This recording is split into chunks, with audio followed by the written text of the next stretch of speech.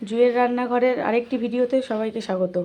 আজকে রান্না করব সকলের পরিচিত একটি রান্না, মাছের মাথা দিয়ে পুঁই শাকের ঘন্ট। চলো তাহলে রান্নাটা দেখে নেওয়া যাক। প্রথমে মাছের মাথাগুলোকে নুন হলুদ দিয়ে ভেজে নেব। মাছের মাথাগুলোকে কড়া করে ভেজে নেব দুপাশে, না হলে কাঁচা কাঁচা গন্ধ করবে, আস্তে গন্ধ থেকে যাবে।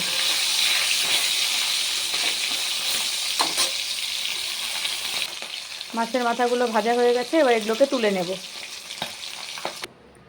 এবার ওই তেলেই সামান্য 5 ফোড়ন ও চেরা কাঁচা লঙ্কা দিয়ে দেবো। 20-30 সেকেন্ড নাড়ানাড়ি করে নিয়ে পর সবজিগুলো দেব। সবজির মধ্যে আমি ইউজ করেছি পুঁই ডাঁটা, মিষ্টি কুমড়ো, পটল, বেগুন ও আলু।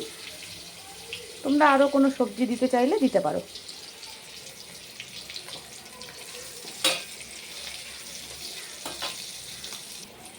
এবার সমস্ত সবজিগুলো ওর মধ্যে দিয়ে দেবো।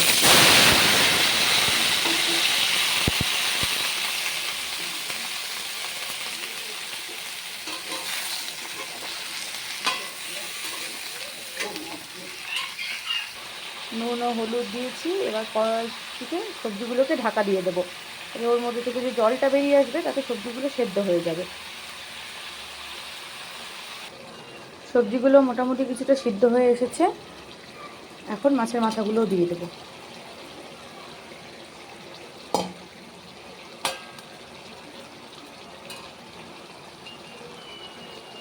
ভালো করে মিশিয়ে নেব।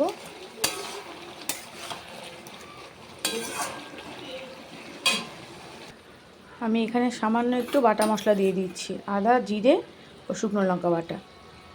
তোমরা চাইলে নাও দিতে পারো।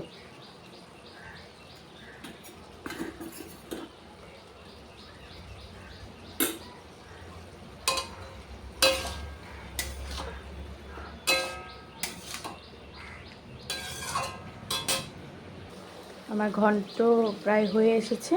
নামানোর আগে সামান্য একটু মিষ্টি দিয়ে দেবো। এটা সম্পূর্ণ অপশনাল, তোমরা চাইলে নাও দিতে পারো।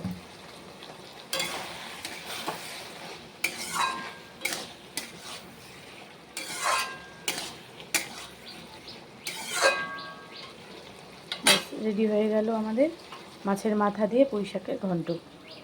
ভিডিওটি ভালো লাগলে চ্যানেলটিকে প্লিজ সাবস্ক্রাইব করে নিও।